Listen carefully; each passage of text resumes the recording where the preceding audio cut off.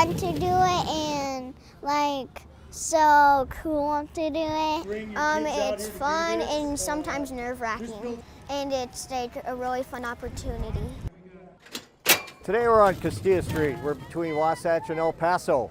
We're racing for the championship of the stock division to go to Akron to race an international race. Soapbox Derby racing is where you order a kit of the 3 different divisions: stock, super stock, masters. You build it with your parent or guardian. Then you race it either in local races or rally races. If you race in a local and you take first, you can go to Akron, Ohio, and race for first place in nationals. And if you win, you have to win several amount of rally races to go to Akron, Ohio. It makes a bond with the parent and the child because it takes the child and parent to both build the car. The kids learn a lot of engineering skills by doing this. I remember my first time, I was nervous but very excited. It's really cool and really fun. You're a little excited to see if you win, and if you don't win, then that's okay. If you want to get involved, go to Pikes Peak, soapboxderby.org. Please send a registration in as soon as you want. Buy a car, build it, and come out and join the fun. This is the Calf Canyon Hermit's Peak burn scar. It's the beginning of the flash flooding that has devastated thousands of people in northern New Mexico. All of the water from monsoon rains coming off of this burn scar into this canyon, and beyond those trees right there, a path of destruction. It's been really bad. It comes down with force. This is from just yesterday where the last storm hit, and you can see basically it's a river coming down this arroyo. That was the original flow line of this arroyo. Now as the waters from that burnt scar keep coming down and ripping into this ground, that's how deep it is now. This is one of the ditches or arroyos that the Sanchez's have built to try and hold this water in as it comes down the hill. And they actually tell me that the arroyo has merged with their acequia.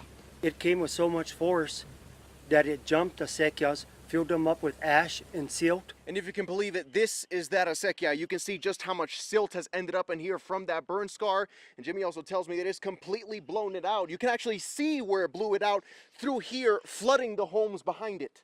It's moving rocks now, and the rocks are going to continue running and hitting those houses down there and slamming into 518. All of those rocks and burnt debris, it all lands here on Highway 518, and this is what it looks like after a storm. But check this out. This is what it looked like yesterday after some flooding, and you can basically see the highway turns into a river.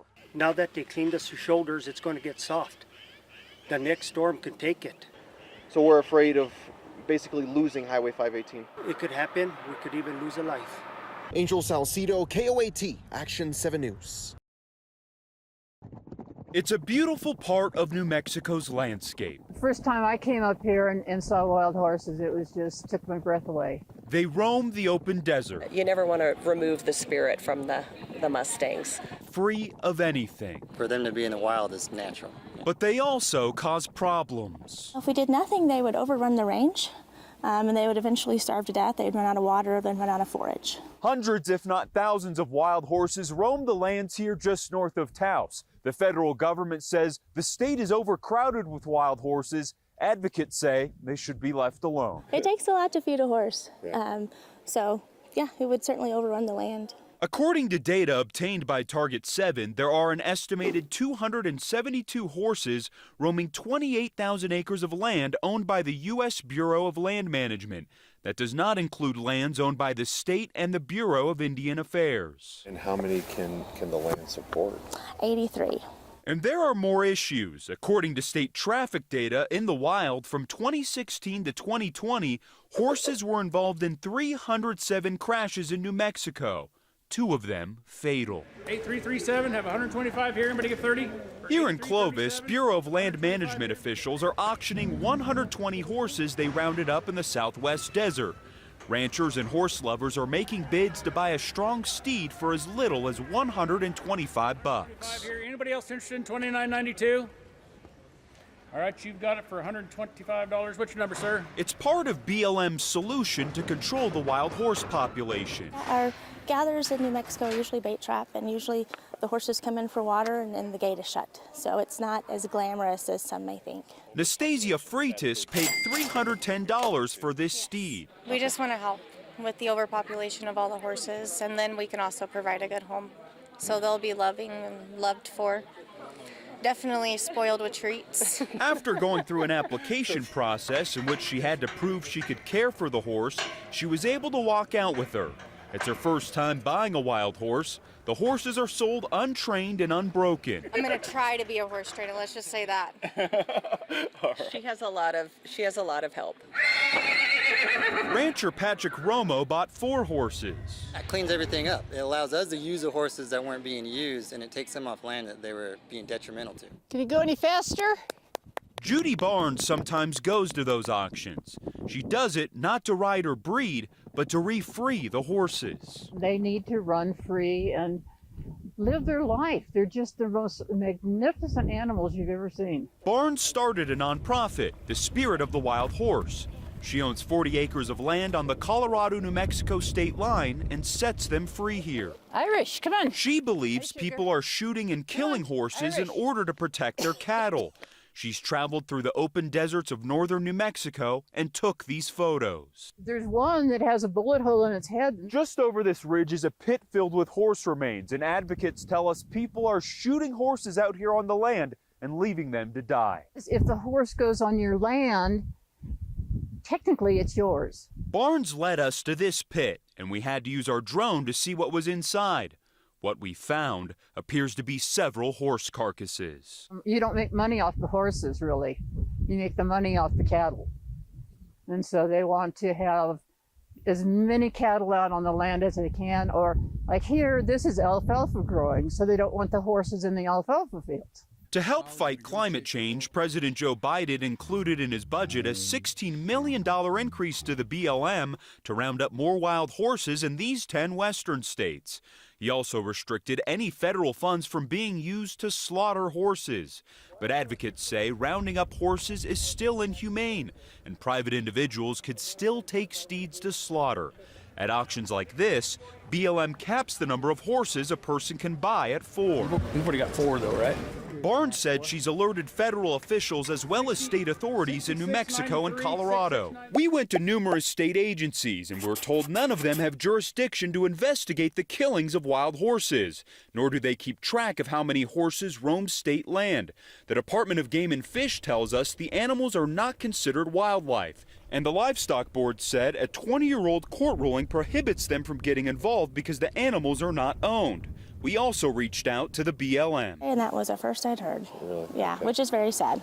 Meanwhile, wild horses are still being rounded up by the federal government and Barnes. Both say they want to protect them, not kill them. For Target 7, They're the heritage of the country. I'm John Cardinelli.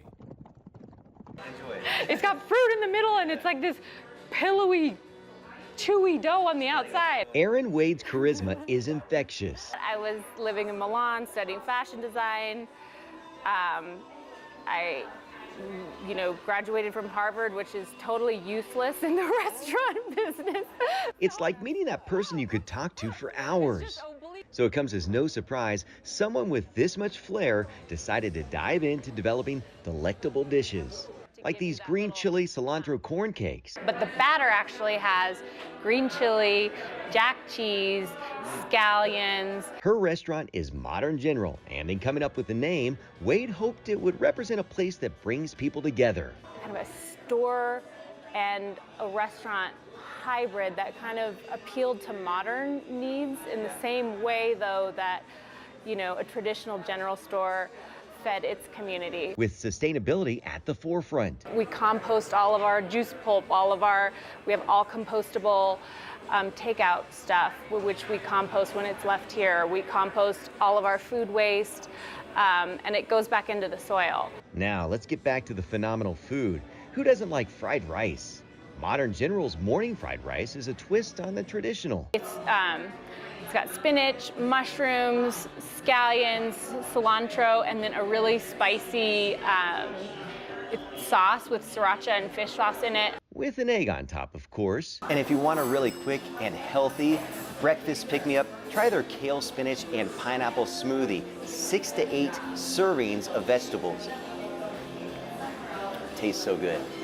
So if you're looking for a fun place to hang out, it's very homey, very Hamish, if you know that word, which means welcoming and kind of Yiddish. and the food was great. And charismatic cuisine, you've got to check out Modern General. It's about these four walls and what happens when people come together in a beautiful space. Like something happens, you can feel it. Reporting from Santa Fe, I'm Byron Morton, KOAT Action 7 News.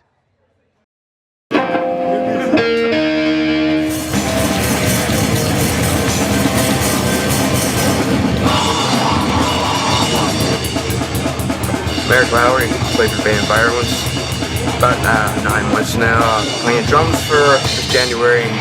Been 19 years. It's on the hips. Have several positive legs. Had 28 surgeries. I ain't done yet. Since I can't use my ankle at all, I can't flex my ankle, or there's no calf at all. It's all here. Upper leg right in here. Upper thigh. So, and I don't really get tired.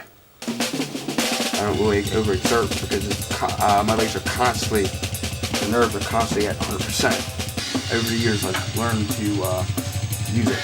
I'm used to it. The more I expel the tension in my legs with CP, the less pain I have. That's why I walk them all 4 to 5 miles every day and play drums when I can. And it expels the tension.